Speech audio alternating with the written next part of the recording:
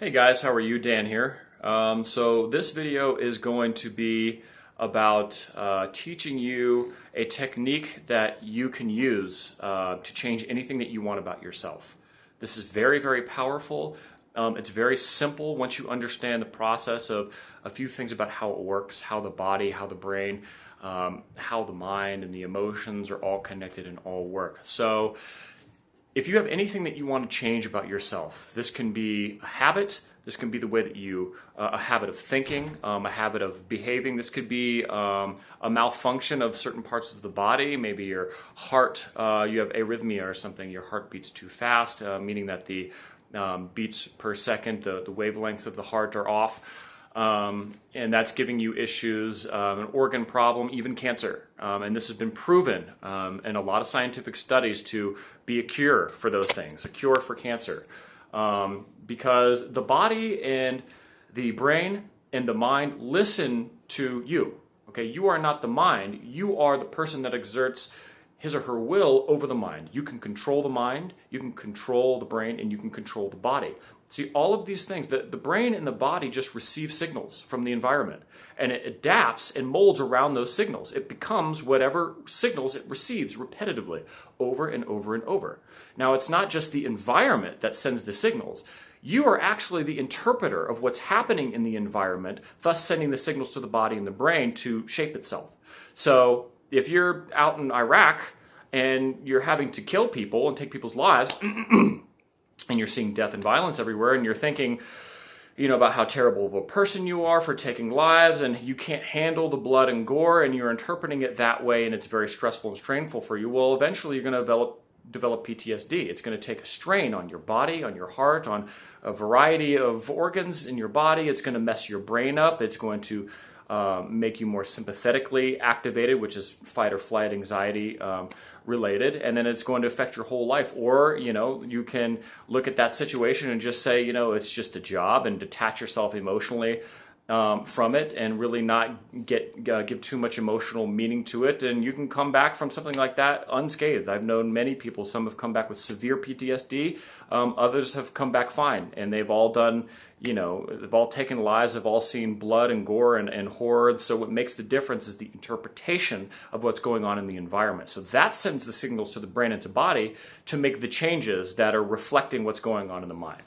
So a very good way to take control over this process is to get yourself into a very deep state of relaxation. So this is how essentially hypnosis works. Hypnosis gets you into a very deep state of relaxation. When you're in a deep state of relaxation, it changes your brainwave patterns, and it actually makes your subconscious more susceptible to suggestion. It allows you to bypass all the filters in the conscious mind, your beliefs, your values, your expectations and anticipations and all these things, and just go straight to the subconscious mind, which is really where all of your beliefs and thoughts about yourself have taken hold and are actually making changes to your body and to your brain and your emotional state and all that. So you want to get to that core, and that's where you want to make the changes. So you want to adopt a breathing exercise. I'm going to teach you one here that's just very basic and simple. There's lots of different breathing exercises, but it doesn't need to get too complicated. This is essentially, it's meditation slash hypnosis. I fail to see really where the line is drawn there. You can make distinctions all day, but the core of the matter is you want to induce a very calm, relaxed state of mind.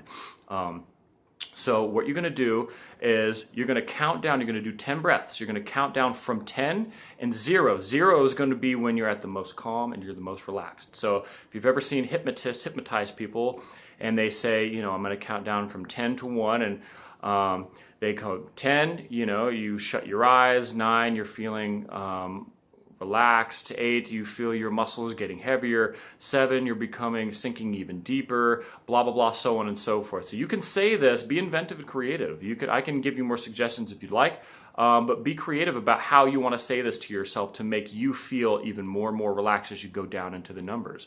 And usually by 1, they say, and then you are completely relaxed. You're floating. You don't feel your body, and so that snap is kind of the trigger that you don't need to do that, but that's a way to sort of, when you hit 0, you can do an internal snap and say, now you've hit rock bottom of relaxation. And it's at this point that your subconscious is wide open. and you're the most susceptible. Now, the breathing exercise with each of it, when you go down, it's going to be in through the nose and then very slowly out through the mouth, like you're blowing out a candle. Very slow and controlled. Usually you're going to want your out breath to be about five or six times longer than the in breath. Why? It's because every time you exhale, exhale activates the parasympathetic nervous system, which is associated with relaxation, calm, and focus. And inhale activates the sympathetic nervous system, which is anxiety, stress, panic, things like that, which is why when people are panicky a lot, they kind of inhale without noticing, and they kind of hold their breath at the top. They hold it. They're holding that inhale. They're holding that sympathetic nervous system activation going on. So they're primarily sympathetically activated as far as the nervous system is concerned, and it trains their body if they do it enough times. Remember, it's receiving the stimulus repetitively over and over and over. They keep doing it. It trains the body to be in that state, to say, oh, okay, that's the state I should be in. The environment is apparently a very stressful one, so I constantly need to be ready for stress. So the body acclimates to that and constantly. So what you want to do is reverse that whole process. So the breathing is going to be like this.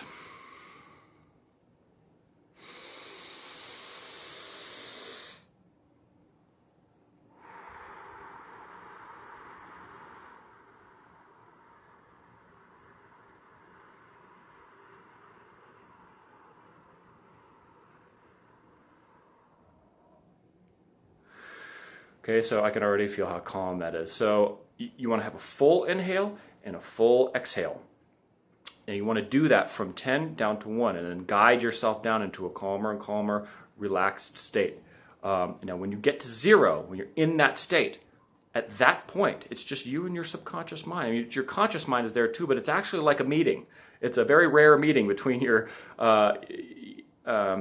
conscious mind and your unconscious mind. And then there's the director of all these things, which is really the one who chooses to exert the will over the mind. You know, when you tell yourself what to think, that's not the mind, that's the controller of the mind. Okay, I don't want to get too deep into the philosophy of that, but so it's the only thing that exists at that point is you're directly with both of those aspects of your mind, and you can control that. And whatever you want to change about yourself, you can say that. You know, if, for instance, you want to quit smoking, okay? So how quitting a habit that you that you have associated with relaxation, with joy, with giving you good feelings of euphoria, is you have to reassociate it with making you feel sick, with disgust, with something you hate, with something that doesn't make you feel good. So you can do that in here. Olympic athletes always train when their body has had too much, when they've trained physically as much as they can, you know, their coaches don't want to overtrain them. So they have them sit in these meditation-like states of mind and go over the practices of what they're doing in their mind. And they have to assume that they're doing that in their mind. Imagine it as vividly as possible, as if they're actually doing it. The brain is sending signals. The mind is sending signals to the brain and to the body to make those changes and to continue to get better, and your motor muscle memory to continue to acclimate to what's happening as if it's actually doing it. So your brain does not recognize the difference between what's actually going on in your environment and what's actually going on just in your mind. As long as you visualize it very, very vividly, it won't know the difference. And so you can hijack that process to make the changes that you want to make without involving the environment. You're just involving your perception and your mind. So anyway, with smoking, you want to reassociate it. You know, you imagine yourself craving a cigarette. You put the cigarette in your hands, and then you imagine yourself getting very sick. You imagine yourself how many toxins and chemicals are in that cigarette, that smoke, how the smell is just so overpowering, and it's destroying brain cells, and it's making you sick, and it's disgusting, and you taste like an ashtray, and you hate it. You absolutely hate it. And every time you even think about that cigarette, when it's in your hand, you don't want anything to do with it. You don't associate it with something that makes you feel good. You visualize yourself inhaling it, and all you can do is cough and sputter, and it makes you want to throw up, and it's just disgusting. And you can visualize this as many ways as you want. It's a really creative process where you can attack this from a lot of different angles. Use your imagination and be really creative with it. But as long as you get the association part down, and this might work the very first time. For some it will. It depends on how strong you've made the association of cigarettes with disgust. But for a lot of you, you might have to do it many times. Do this. Let's just say this. Practice makes perfect. Okay, that old saying, the more you practice, the quicker you're going to get the results. You can practice once a day, every day, you will get results. I promise you that. It's a guarantee. But the more you practice, the more you're going to see changes in the brain, the more you're going to induce changes in the cells in the body, and the more you're going to reject that which you don't actually like. So reassociation is a really, really big thing. Things that are hurting you, that you want to stop, that you associate with feeling good and euphoria, reassociate that with its opposite, with disgust, with something that makes you feel terrible, and so on and so forth. So that's kind of an example. So again, the key points are to put yourself in a very deep state of relaxation using the breathing exercise that I taught, because that is when the brain and the body and the subconscious mind are the most susceptible to influences. And you can be the influencer. You don't need a hypnotist to do it. You can be your own hypnotist. You can tell yourself anything you want in those states. And even if you don't really truly believe it the first time, repetition is very powerful. Keep repeating it over and over and over, multiple times a day, every single day, and I promise you will see results, because this is just the way that it works. This is not mystical, This is you hijacking the process of how your body responds to stimuli and how it forms around the input. And its output is equal to the input. So you want to focus on whatever you want to become, whatever you want the output to be, you have to focus on the correct input. So that means, number one, being very, very careful about the story that you're telling yourself, when you're on the go, when you're driving your car. There's a lot of things you're saying about yourself and about what you believe about yourself or your environment or whatever that you're not really consciously aware of. And those things are going to the subconscious and reinforcing bad habits or things that make you feel crappy or whatever. So number one is you definitely want to be aware of that and stop those conversations when you recognize it, and then reconfigure what you're saying. And make sure the story fits what you actually want to become or the habits that you really want to have or whatever. And then you do these practices where you do these breathing exercises from 10 down to 0.